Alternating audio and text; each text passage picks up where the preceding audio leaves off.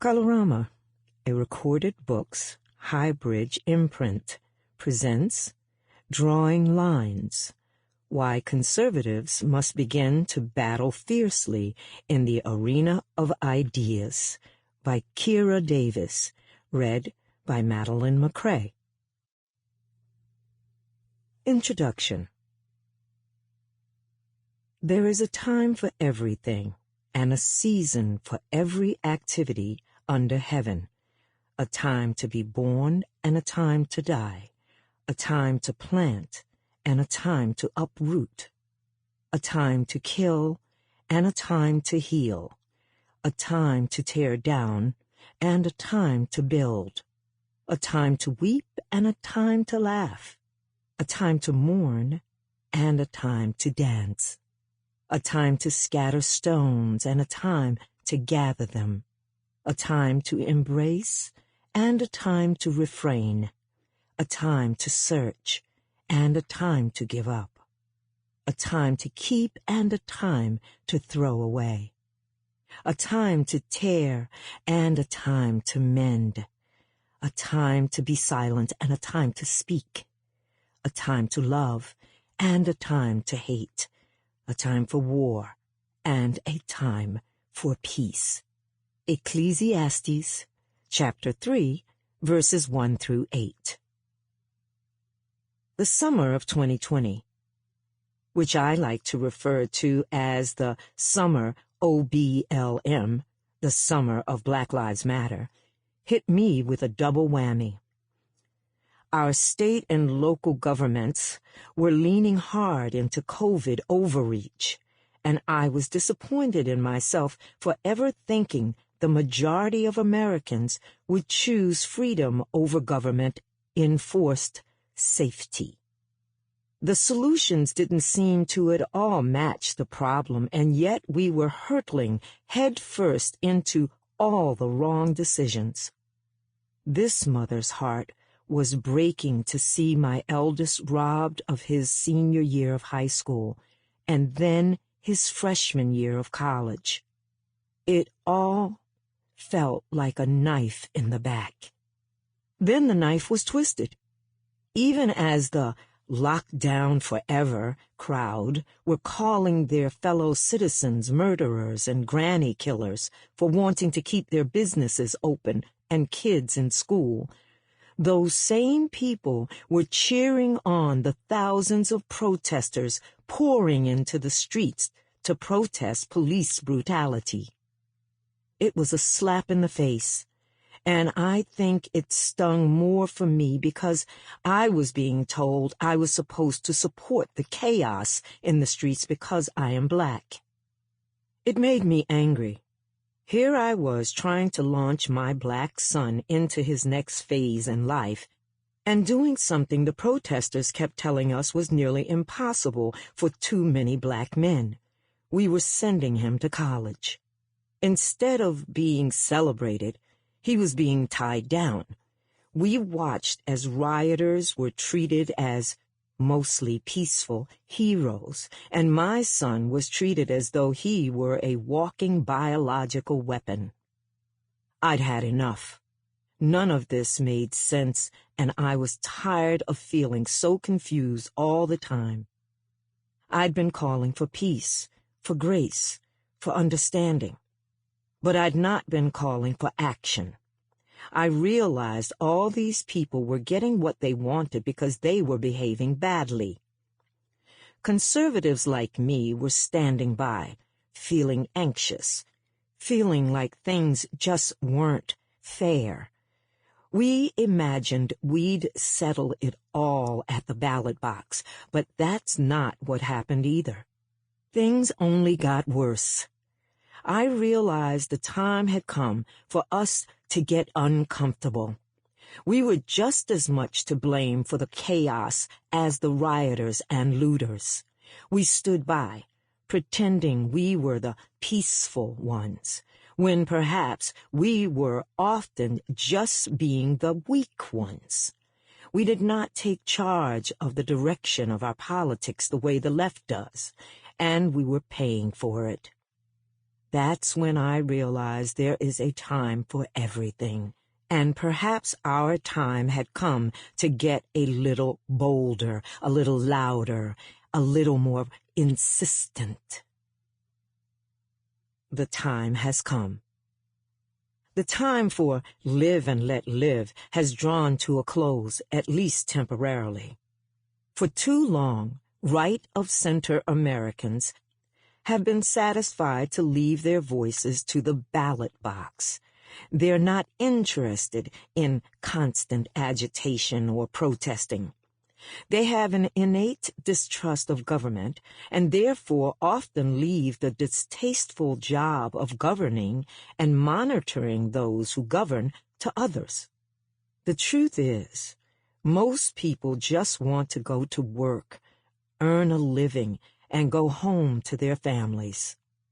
They expect the people they elected to protect their rights and leave them alone.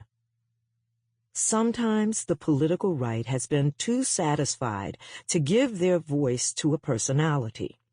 We conservatives like to ridicule our liberal counterparts for being so enamored with the political utterances of celebrities and so convinced their favorite politicians are good and right and unassailable. We laugh at their naivete and their blind devotion to media and political personalities based on what they wish that person was, rather than who they are in reality. We are deceiving ourselves if we think that is a quality exclusive to the left. We do it too. We trash progressives for lending undue weight to celebrity commentary, but when a celebrity strays into right-wing territory, conservatives go nuts for them. We should be careful not to presume idol worship is exclusive to an ideology. Where we were once just locked in an endless go-round with ideological opposites, now we find ourselves on the losing end of a lot of important social issues and pushed out of the mechanisms of choice. The global pandemic stripped us of a lot of the beautiful distractions this country has to offer. Suddenly, we are staring at the raw condition of our society, and the image staring back does not reflect the America we thought or hoped we were living in. Parents have found themselves at odds with their own school districts. Businesses have found themselves at the mercy of flaky and hypocritical politicians. Our elections process has been thrown into an atmosphere of chaos and distrust. We currently reside under an administration that is failing the American people at every juncture. Everything seems upside down, and no one seems quite sure what to do to set it right. I have built a brand on reaching out to the other side, on giving people space to be wrong, the space to discuss, the space to tolerate. I sincerely believe there are many reasonable people in America from all ideologies who are still willing to talk with each other, people who are quite happy to live and let live, even if they do find each other more than a bit annoying. Unfortunately, none of those people are controlling the conversations right now. Trump's presidency has burned away the niceties that tenuously held our political ecosystem together. We've had a front row seat to the strategy of the progressive left. We're seeing the lengths they will go to and the lies they let stand in service of winning and crushing 50% of this nation. The onslaught of dishonesty has been relentless. The progressive left isn't happy to just let us live with our own values, our own media, our own cultural verticals. They seek unity, but only at the cost of the thorough elimination of the other side. There are times for compromise and times to draw a line in the sand. And friends, The latter has arrived. It is time to draw our lines. Many thought the battle was the election, but that was simply the opening shot fired. The actual battle is unfolding before our very eyes across every single social class and industry. Progressive-run media entities are deliberately misleading their viewers, covering up information the public deserves to know, and engaging in the type of censorship and malpractice that would have ended their publications and channels 50 years ago. Hollywood Productions and Major League Baseball called for boycotts of Georgia and Texas over their attempts to pass election integrity legislation. Airline companies and Coca-Cola very publicly registered their condemnation. These entities and the people who run them constantly bemoan the division in this country, even as they willingly make half of their customer base into automatic enemies with every new statement of protest they register. They have made what we eat and drink political. They have made biology political. They have made flying political. They have made our national pastime political. The election of Donald Trump put windows in the factory and gave us a terrifying glimpse into how the sausage gets made. The ousting of Trump should have closed the shades, but instead, it has shed even more light on the ugly process. Now we're not just seeing how the sausage gets made. We're watching the animals be butchered in real time. It's not pretty, and that means the coming shift change at that factory won't be pretty either. Inspiration.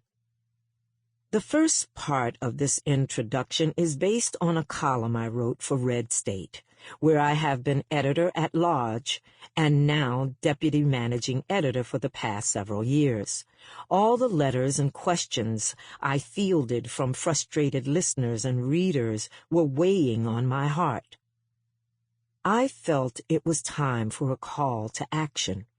I don't think very many conservative pundits have been reminding folks they don't just have to look at the left and feel impotent as they shout and loot their way to everything they want. I felt moved to provide a little push, a little reminder that sometimes you have to decide where you draw the line and then defend that line.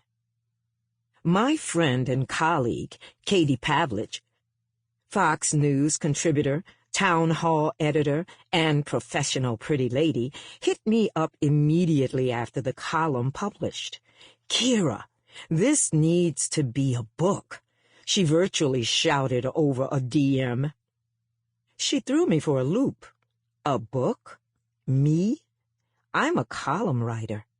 I write in fits and bursts about lots of different things. I find it amazing anyone wants to read 1,000 words from me, let alone 50,000. The thing about Katie is I have never known her to be anything but sincere. She wouldn't have reached out to me like that if she didn't mean what she said, and Katie is someone I respect in the industry. If she thought it would be a good idea, then perhaps it was worth a shot.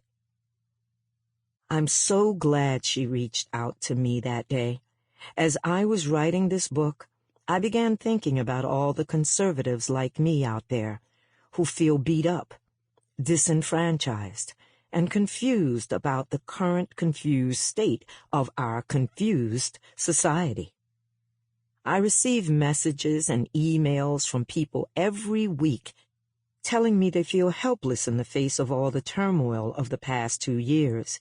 They want to help, they want to protect, and they even want to change, but they just don't know where to start. I think the message encompassed in this book is needed.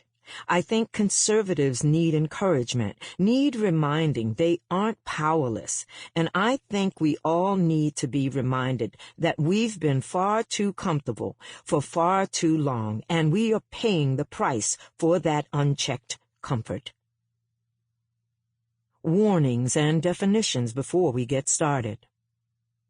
I first want to clarify a couple of things. You'll see me using the term progressive a lot. In some rare cases, I will use liberal. It is important for you to know that in my mind, a liberal and a progressive are not the same thing. I consider a progressive more like an alt-left ideologue, a growing and rabid fringe. They rarely pause for reason or compromise. Occasionally, I will use the terms interchangeably. The way left-wing people look at the alt-right is exactly how I view the alt-left. When I use the term liberal, I'm simply referring to those who identify politically as left of center. Some conservatives might refer to them as classical liberals. These are the people who definitely don't share my ideology or beliefs but aren't maniacs about it. They believe in heated discussion and the power of persuasion. They love their country, and they make no apologies for their bias, just as conservatives make no such apologies. What I'm trying to say is that they're normal. Liberal friends, if you're listening to this, please know I am not talking about you. I am talking about the progressive fringe lunatics who have managed to push their way into the mainstream of left-wing politics, effectively pushing out more and more reasonable liberals. I try to be clear about the difference.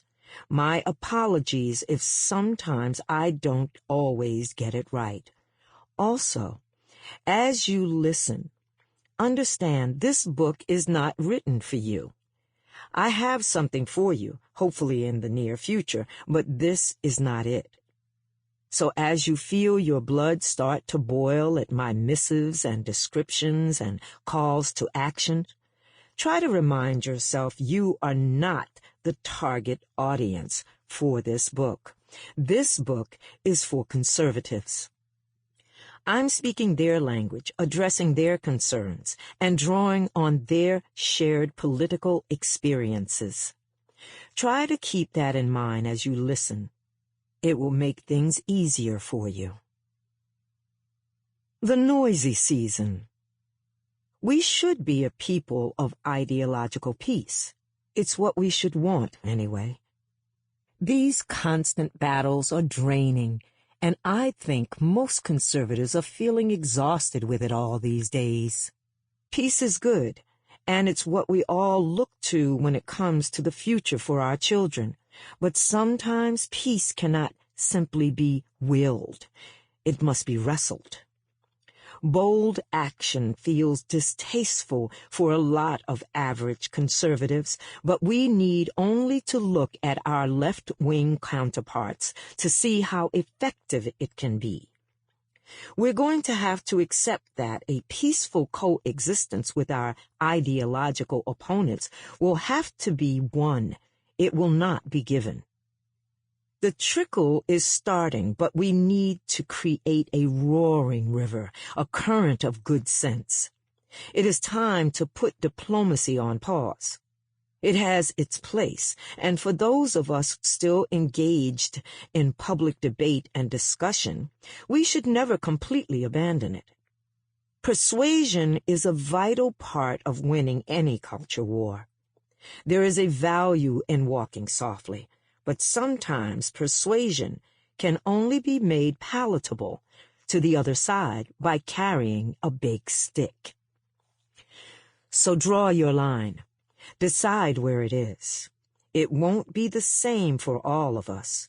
Your line will be different from my line, and that's okay. The battle has many fronts. But it's important to understand this.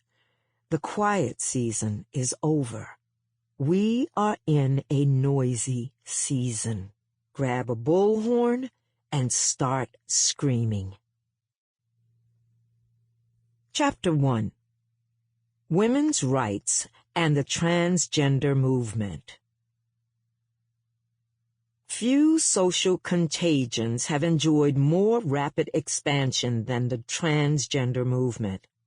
10 years ago, it would have been unthinkable to put a boy in a sports bra and force his way onto a girls' soccer team. Now girls are being suspended from their own teams for daring to protest boys walking onto their teams and dominating their sports. Title IX, built to protect women against discrimination in academia, athletics, and other professional and educational arenas that receive federal funding, is collapsing under the weight of a misogynist movement that dons a dress and lipstick and calls itself equality. How did we get here? The slippery slope. The progressive left in this country does not believe there is such a thing as a slippery slope. They think that it is solely a construct of the political right, a fantasy old white men dreamt up in the smoking lounges of exclusive men-only country clubs as they sip expensive scotch, torsos draped in velvet robes, grouching non-stop about how things used to be. They can think this because the hallmark of the progressive left mindset is the ability to memory hole history. They can spend enormous amounts of energy ridiculing and raging against Donald Trump for claiming his re-election was manipulated and stolen, while somehow having no memory at all of Hillary Clinton and her supporters claiming for 4 years that the election of 2016 was manipulated and stolen. They can hail the late Senator John McCain as a maverick hero for preventing the final nail in the coffin of Obamacare. They can praise him for being the anti-Republican Republican and write glowing think pieces on his bravery and leadership, while somehow having no memory at all about the horrible way they treated him when he was running against Barack Obama for the highest office in the land. McCain was accused of being a feeble, racist, dangerous Nazi sympathizer who did everything but kill puppies. No, that was an accusation they saved for their other new favorite Republican son, Mitt Romney. The progressive left has successfully forgotten their absolute disdain for the Romneys and their claims that not only were they as awful and racist as their Republican predecessors, they were basically puppy killers. Romney, for some weird reason, told a funny "I'm just like you" story about how they used to put their pup in a crate tied to the top of their car when they would go on family road trips.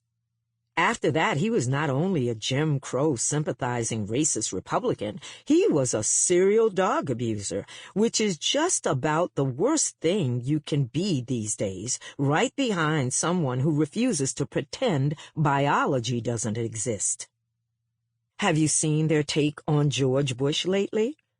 I'm old enough to remember when George Bush was the worst person in the world, according to the left wing. He was a warmonger, a greedy oil baron, and the reason we were attacked on 9/11. His twin daughters were mercilessly picked apart in the media for the crime of being teenagers. He was the devil incarnate who stole an election with hanging chads and a cabal of deep state minions. He was the first president, I recall, getting the literally Hitler treatment. The way some people describe President Bush for 8 years was heinous and calculatedly cold. There was no room for nuance. It was nonstop, wall-to-wall, daily, hourly criticism from the left, not just the alt-left that is represented by the increasingly crazed progressive crowd, but liberals in general. He was blamed for not transforming into a dictator and taking over the city of New Orleans to render aid during Hurricane Katrina. The things said about his intentions and actions regarding that storm and the breaking of the levees that ended up sinking parts of New Orleans were truly the most harsh, vile things I have ever heard uttered about a sitting president. In a sneak preview into the chaotic mind of one of the most hailed artists in the world, Kanye West co-hosted a segment of a charity telethon with actor Mike Myers and infamously and bizarrely blurted out, apropos of nothing, "George Bush hates black people." If you are one of those problematic people who memory holds your own inconvenient narratives, then perhaps you don't remember this, in which case I implore you to look up the clip, not for Kanye, but for the reaction of his co-host Mike Myers. It was a live national broadcast at a time when streaming platforms had not yet become a part of daily life. It seemed as though everyone in the country was watching this telethon. Myers, who is not a political celebrity and certainly wasn't prepared for the outburst, was frozen in horror. It remains perhaps one of the funniest things I've ever seen on live television. All that to say that George Bush was accused of being a dictator and evil patriarch, and it was merciless and endless coming from the left. Now he's just a quaint, cute old man who paints pictures and hangs out with the Obamas. So yes, it is incredibly easy to deny a slippery slope exists when you don't even have a memory of the hill behind you and you never look back to see where you've come from. Those on the right perhaps could be accused of employing the worry of slippery slopes a bit too liberally, pun intended. There's certainly no denying that we talk about it a lot. I recall going to see Dinesh D'Souza's documentary on Barack Obama in 2012. It was about where the deliberately destructive plans of the Obama administration would lead us, culminating in what could be a terrifying and apocalyptic collapse in 2016. Obama was painted as nothing less than a dictator who may actually be willing to suspend elections and declare himself an emperor. While I can already hear some people listening to this passage and running down a list in their minds of all the ways he damaged this country irreparably, if we can be reasonable for a moment, we can at least all agree that America did not crumble. The apocalypse did not descend, and Obama left office peacefully, albeit with a lot of salt in his mouth. Perhaps D'Souza was overstating things just a bit for the big screen. America did indeed survive the Obama years. I'm a big believer in self-awareness as a tool of logic. We on the right bear a good share of the blame for overreacting when we should be reasoning, and thus adding to the sense of hostility in discourse. Regardless, we're not making up the slippery slope. It exists, and we're sliding down it in real time. The vertical drop. When the battle over gay marriage was still raging in this country, many conservatives stood in opposition on religious and moral grounds, but others opposed the notion for fear it might send us into a spiral of never-ending identity groups asking for the same accommodations. The argument was that while it certainly shouldn't matter to any other individual who you decide to call your husband or wife, changing the legal definition of an historical constant could lead to a chaotic decline in order. They were, of course, scoffed at and shamed as hysterical bigots. Some may well have been, but many were making at the very least a salient argument that deserved to be aired out and looked at. Sample complete. Ready to continue?